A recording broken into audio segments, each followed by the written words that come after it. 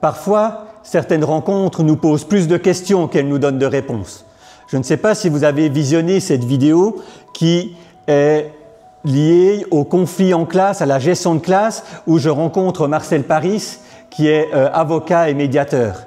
Et à la fin de cette rencontre, je suis resté avec un petit vide, voire un grand vide. C'était comment permettre aux élèves d'exprimer leurs émotions en classe sans que cela fasse tout un bazar, sans que cela prenne plein de temps et sans non plus que la vie personnelle des élèves soit exposée devant tout le monde. Et il m'a fallu pas mal de temps avant de trouver un système qui me convienne, où je sois d'accord de le mettre en place, qui permette de parler des émotions chaque jour, assez rapidement et sans que les élèves soient exposés, c'est-à-dire sans qu'ils soient obligés de dire pourquoi ils sont tristes, etc. Et en lisant une brochure, c'est le journal Innovation en éducation, dont je vous ai peut-être déjà parlé dans l'une ou l'autre vidéo, j'ai trouvé un système, ou plutôt j'ai lu quelque chose qui m'a fait penser à un système que j'ai finalement mis en place. Alors on peut l'appeler le jardin des émotions ou la place des émotions, peu importe. Je vais vous expliquer comment ça fonctionne.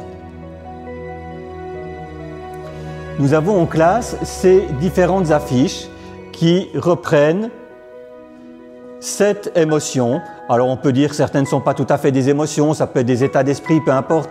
C'est vraiment quelque chose que j'ai voulu pratique et que j'ai voulu utilisable pour mes élèves. Et dans leur routine d'accueil, dans leur temps d'arrivée le matin, une de leurs tâches va être de venir mettre leur photo prénom sur une de ces affiches. Alors bien sûr, on peut avoir plusieurs émotions en même temps. Ici, ils vont simplement en choisir une et c'est sur cette émotion-là qu'on travaillera ce jour-là.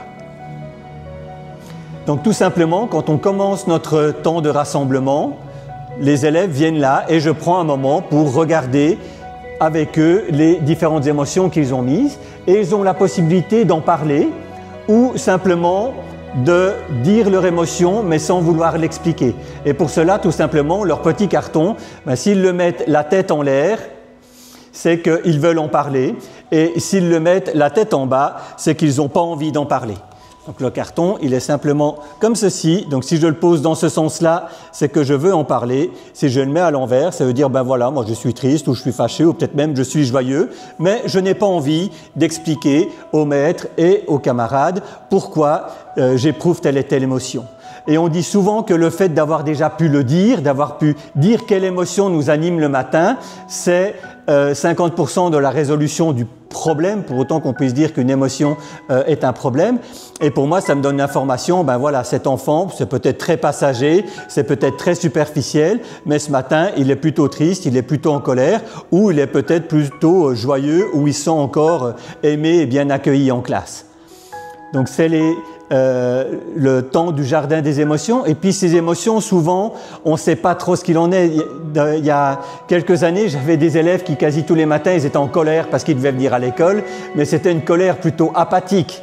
Et donc, on a pris un moment en début d'année, souvent dans le conseil de classe, pour étudier les différentes émotions, une émotion à la fois, et puis voir d'où elles venaient, quelles étaient les situations, voir aussi qu'il pouvait y avoir des intensités différentes et puis au final, voir à quoi servent les émotions. Si je suis triste, à quoi ça sert? Si je suis en colère et que j'ai plein d'énergie, à quoi sert cette énergie et puis comment est-ce que je vais l'utiliser?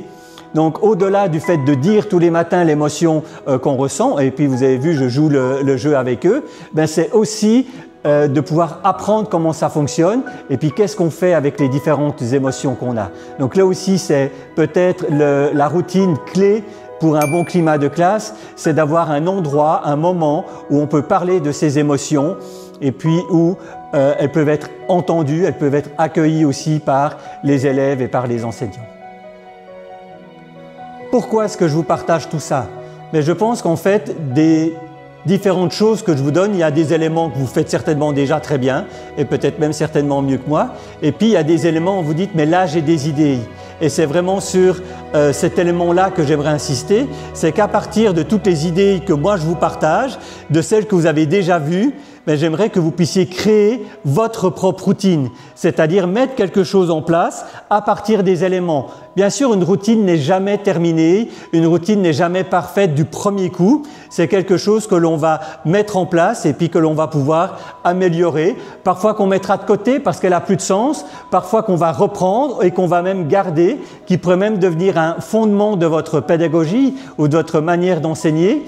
Donc vraiment, regardez dans toutes ces routines que je vous ai proposées dans cette série et puis créez vos propres routines. Ne copiez pas ce que je fais, mais adaptez les différentes idées et les différentes manières de faire à ce qui est nécessaire pour votre classe, dans votre environnement, avec vos élèves. Et peut-être que celles que vous mettrez en place cette année-ci ne seront pas les mêmes que celles que vous mettrez en place l'année prochaine, parce que les élèves auront changé, vos besoins auront changé.